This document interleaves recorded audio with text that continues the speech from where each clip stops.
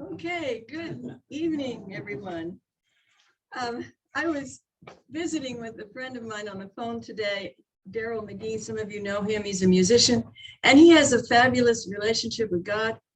He said yesterday he was playing the piano, and it occurred to him to ask God if he'd like to take a verse. And God said, yeah. And so he said, all right, it's all yours. And he played better than he has played in decades.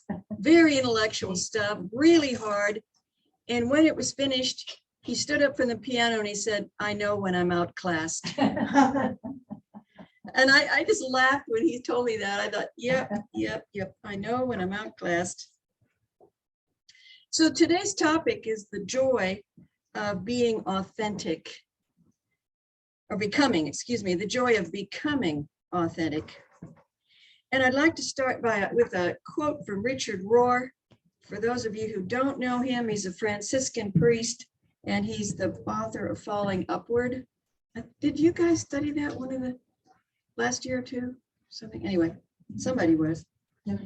So it goes like this. We all suffer from a tragic case of mistaken identity.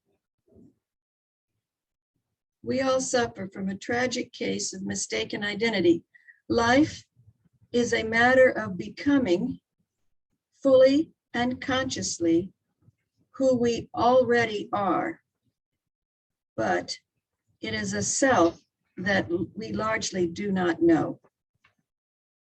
It is as though we are all suffering from a giant case of amnesia.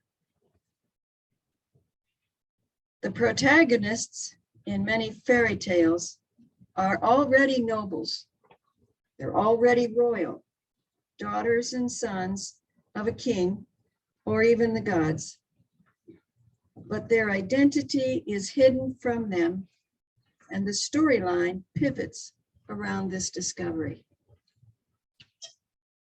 I think that is so profound because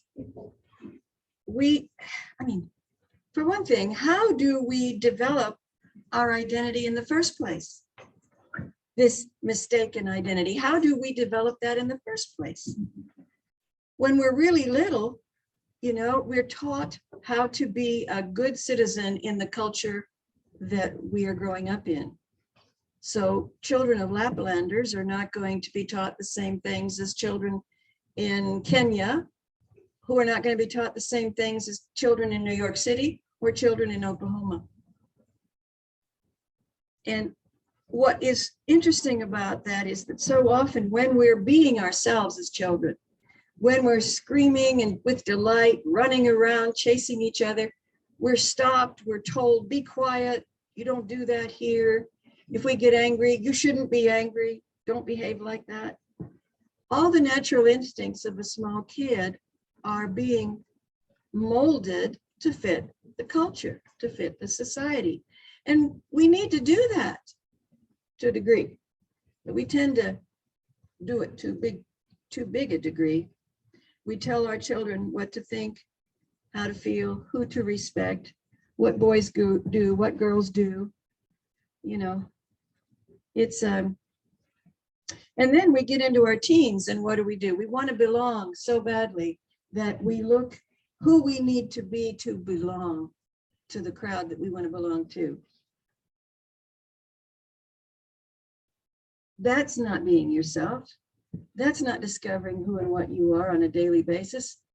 That's trying to be somebody else that will fit in.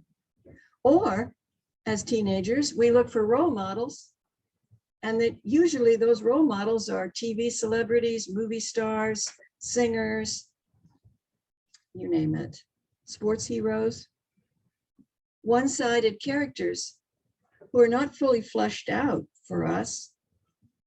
They have a public image, and that's what we see, and that's what we imitate, but that's not us. And then we get to college, and we think, okay, I'm fitting in, and I'm looking pretty good. I've picked my style, whatever that might be. And then we start looking for what do I have to be? What do I have to do to succeed in life? Maybe sororities, fraternities, not anybody in here, I don't know. if you went, well, I think one maybe has gone to sororities, but still, you know, there's this need to, who do I need to become in order to be a business exec, successful in business, or successful in medicine, or successful in lawyer, or a mechanic, or whatever we're doing. But college is usually also the time when we start to ask the important questions, isn't it? At least that age group. What is this all about? Why am I doing this? What do I really believe? What do I really want to do? And those questions get answered in many different ways, and they change over time. You know, I grew up in the 50s, the conservative 50s. And then I went to college in the 60s. Talk about a value shift in our society and in the culture, especially among young people. And I remember sitting down one night in my dining room table saying, okay, how do I redefine myself and my values in light of the new society, the new culture all around me? How do I be who I am and not appear to be overly conservative and retro, or to be pressured into changing? And I thought about it enough that I found a way to be who I am in the new reality.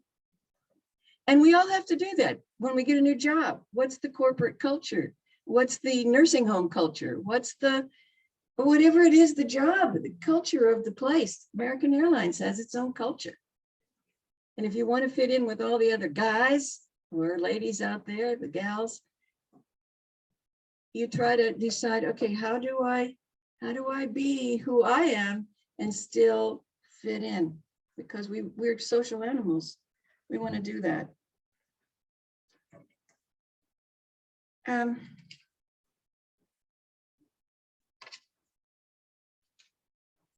When I was in college, I took a course called Educational Psychology, and I remember very distinctly one day they had a film on this, about this young teacher. It was probably a 15-minute film, and she was doing all kinds of exciting things with her students.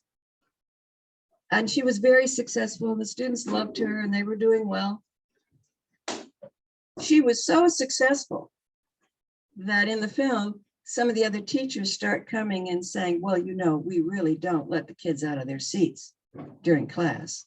And we really don't let them make as much noise as you're making in your classroom. And, you know, in other words, pressuring her not to make, you know, teach a more traditional class so as not to make the other teachers look bad.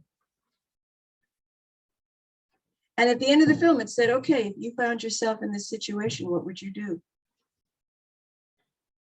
Would you conform? Would you buck the system? What would you do? Well, that was easy for me.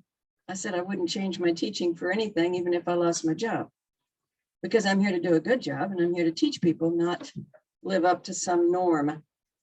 But that's me. I've always been a maverick. It's social pressure can be really tough. Anybody see the People's Choice Awards this week?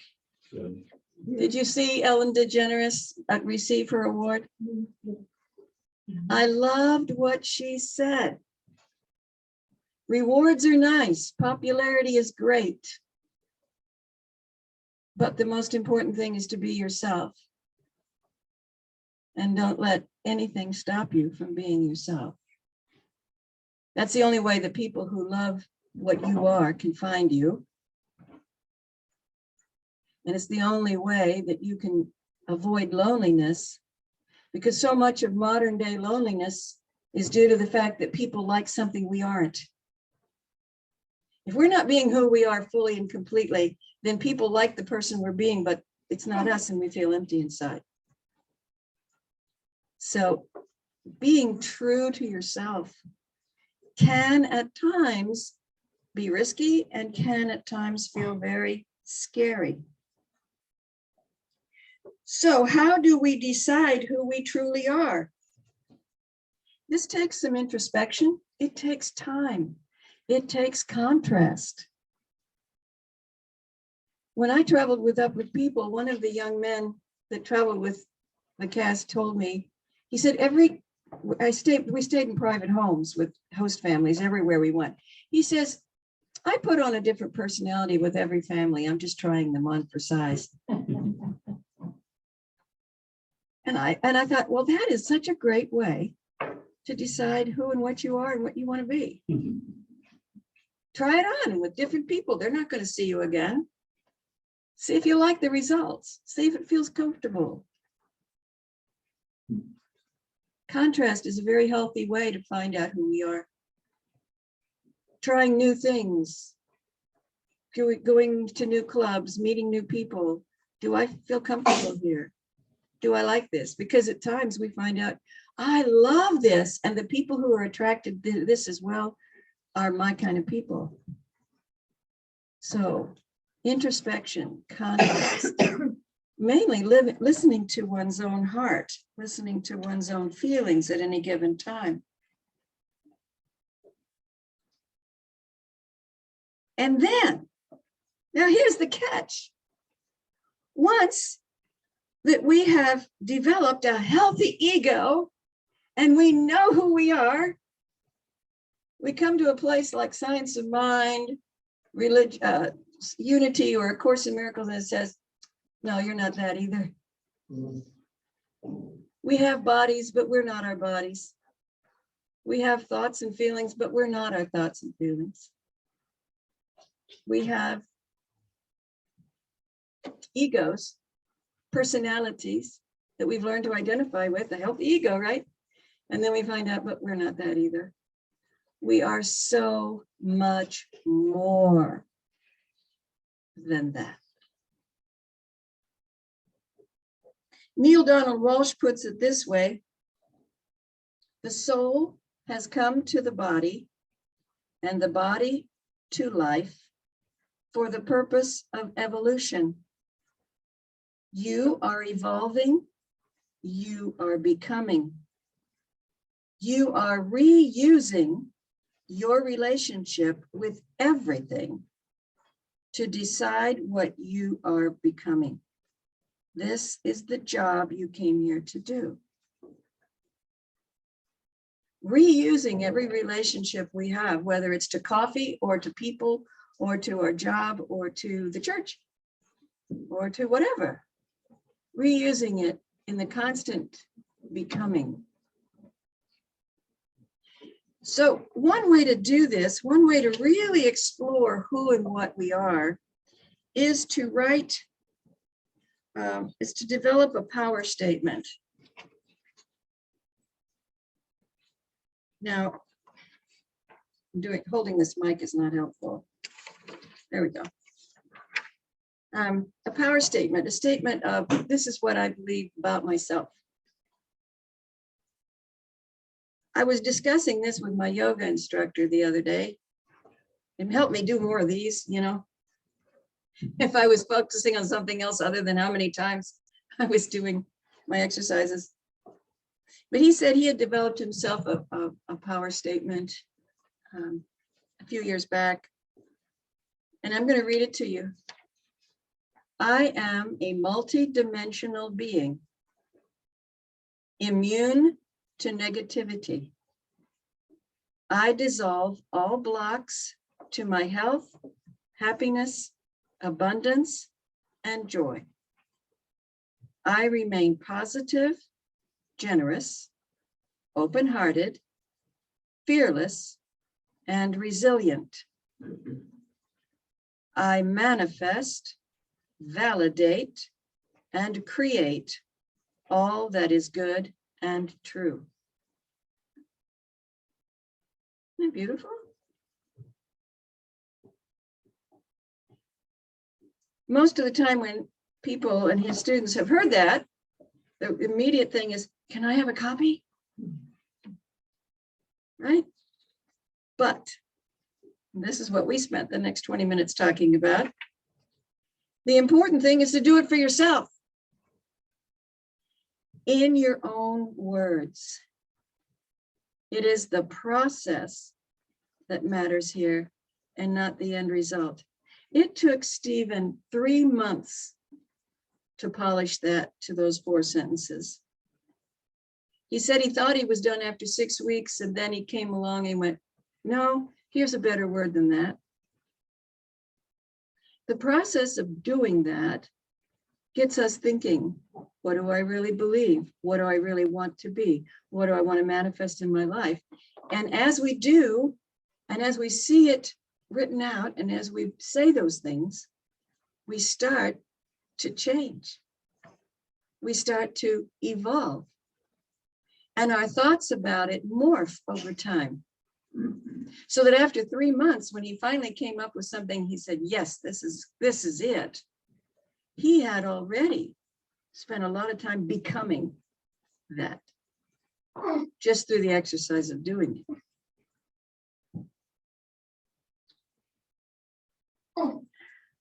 As a culture, we don't tell our own stories. You know, we used to, in the past. Where do folk stories come from? Where do fairy tales come from? They come from people sitting around the fire at night in the winter, or out in the back porch in the summer, telling stories at night, or making music and then making up songs to go with their music. We stopped telling our own stories when TV came along. We spent too much time listening to other people's stories. Movies, television, songs. We become a culture of receiving, you know, taking in other people's creativity, but not really challenging ourselves to do it. Now, there are exceptions. Of course, there's exceptions, but overall, when you get home at night and you're tired, what do? You put your feet up, you turn on the TV, and you watch somebody else's story. It's entertaining, and you don't have to think. So with this kind of thing, Stephen spent all that time using and developing his own creativity, his own eloquence. He says, I'm not a writer. I've never been a good writer. But if you take 3 months on anything, you can come up with something good.